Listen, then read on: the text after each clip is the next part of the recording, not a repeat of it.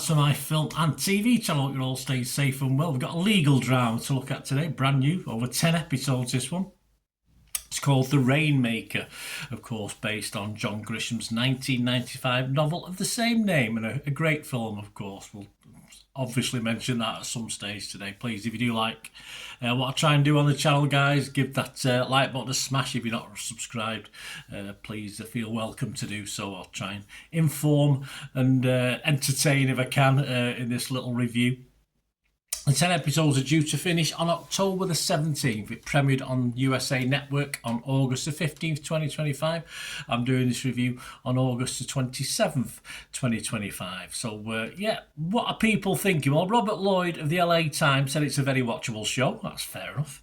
Alison Herman, though, from Variety, said none of it works. So, a difference of opinion. Whose side am I on? The defence or the prosecution? We'll have to see. Probably going pro bono on this one.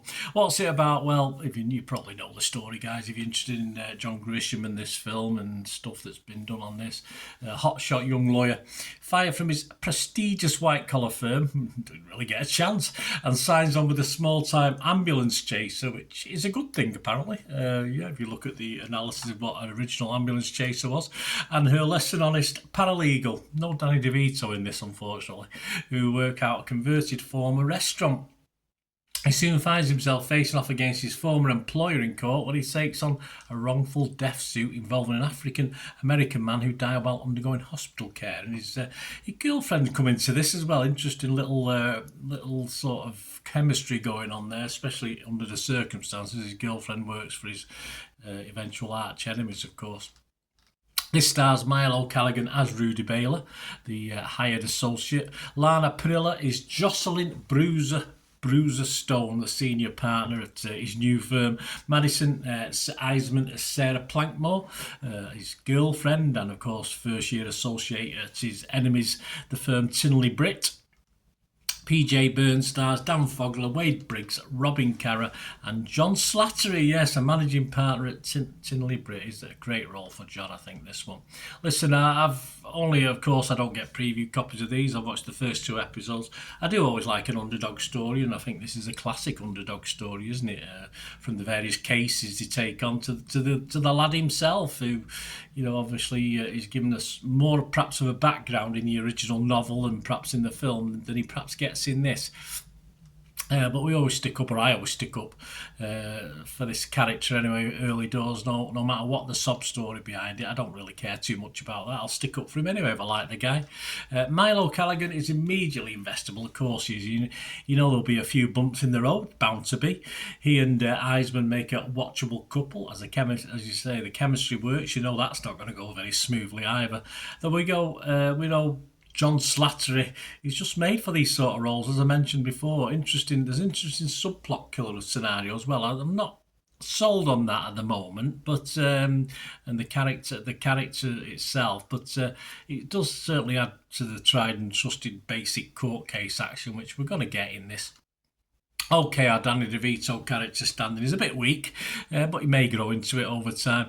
And Milo and Matt Damon, well, if you squint a little bit at the screen, I must admit I saw each other in each other. So that's not a bad thing, is it? I just think that's a nice touch. I know you don't have to have any links to the original actor or anything like that in the film, but if you've got a character in your mind, he's fitting it pretty well. If, of course, Matt Damon is the guy that you think about rather than if you read the novel or you link it, then obviously this guy does a pretty good job.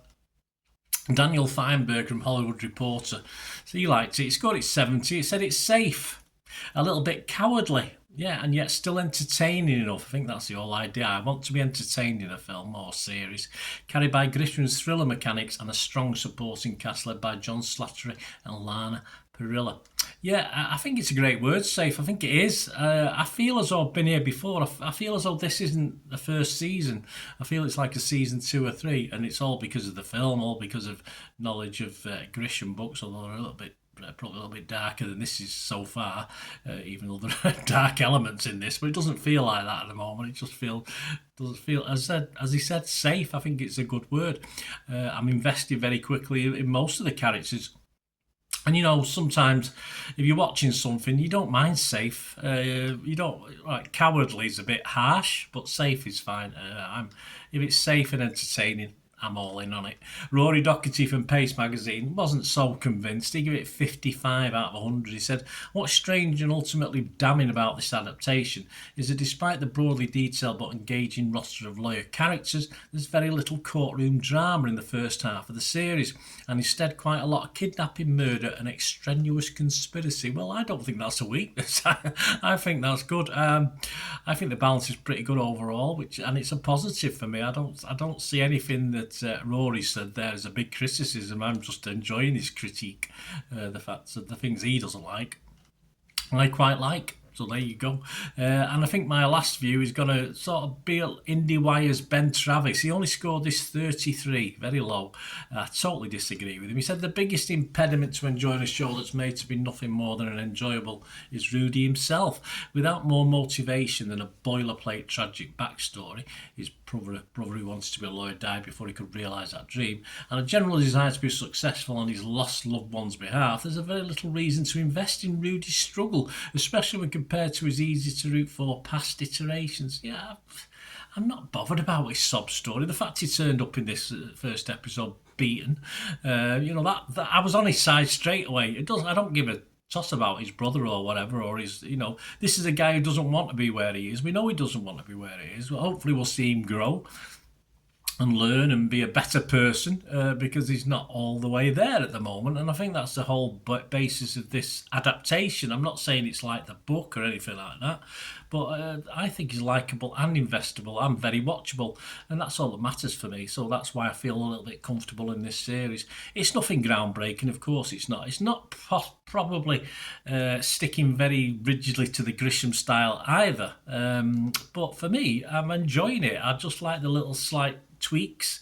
And if I wanted a pure Grisham thing, I'd read the novel. I wouldn't watch the series, or as I say, I'd go back and watch the film again, which I think was a reasonable adaptation. But I'm like this. I like this for what it is. I don't worry about the Grisham links. It doesn't bother me. I'm just being entertained, and that's all I ever want from a series or a film, to be entertained. What are others people thinking? Well, generally, I'm a bit of a minority. I mean, I'll get to Internet Movie Database. They sort of more or less positive, which is good. But the critics, Rotten Tomatoes, only 45% positivity. You've got 9 fresh, but 11 rotten from the critics. Let's make that 10 fresh. Let's almost even it up with my little score. The consensus is interesting. It said, stripping John Grisham's novel of its flavour in favour of a more cliched courtroom format. Well, someone said there wasn't enough courtroom before. This Rainmaker adaptation only produces intermittent showers. As I said, if I want a novel, I'll read it again. I just want an adaptation, and this is an adaptation of a John Grisham book. Simple as that. Metacritic, again, not great. 51 out of 100. Just 15 critics, so 2 were positive, but we got 12 mixed on this one and 1 negative. So not a disaster, but let's make that 3 positive, shall we? I'm going to be positive on this. Rotten Tomatoes audience, Joe Public are okay with this. Joe Public don't agree with the critics generally on this one. 77% positive on Rotten Tomatoes. Internet Movie Database, less than 800 scores and reviews, but it's getting 6.5. And I will agree, I'm going to give this, which is my very watchable score, 6.5. Yes, if you want a true adaptation of Mr. Grisham's novel and something nearer the film, perhaps this is slightly different to that, but as I said, I just feel comfortable in this. I feel comfortable in the characters. I feel pretty comfortable in the story so far, so I'm going to give it a 6.5, and I of course will be continuing watching this till its climax. I think a lot of people reviewed 5 episodes, so a lot of those critiques are on 5, but again, based on what I've read, I've no reason to believe that this will deteriorate for me anyway. I'm going to hopefully enjoy the rest of the series. Let me know what you're thinking, guys. It's all about opinions, isn't it? That's why I share other people's, give my views on their opinions. I try and be constructive where possible. So I hope you enjoy this, and if you want to contact me through my socials, or you just want to help support this channel, guys, I'm always open to any help you can give me. There are ways of doing that. As ever, all you ever have to do to find out is keep watching and listening. Again, hope you enjoyed the feature, guys. Thanks for watching. Please, if you did enjoy the content, please like, give us a thumbs up, and if you've not already done so, press that subscribe button. If you've not already subscribed, that'd be wonderful. It's free to subscribe, absolutely free. Also, check out my social media links if you want to follow me on TikTok, Instagram, X, Facebook. They'll all be in the description below. And my special thanks to supporters of the channel, yes, Piat6505, who have an eBay shop selling film and TV memorabilia, including posters, books, magazines. There'll be a link again in the comments section. And if you're into your football, don't forget my football stuff on Manchester City for general football fans, but mainly City fans, of course. Or if you know someone who might enjoy that, give them a kick in my direction. I'll be very, very grateful. And as ever, guys, comments on this feature is wonderful. Anything to do with film and TV is always very, very welcome. It's great to talk film and TV. I thank you guys for your support. Stay safe, everyone.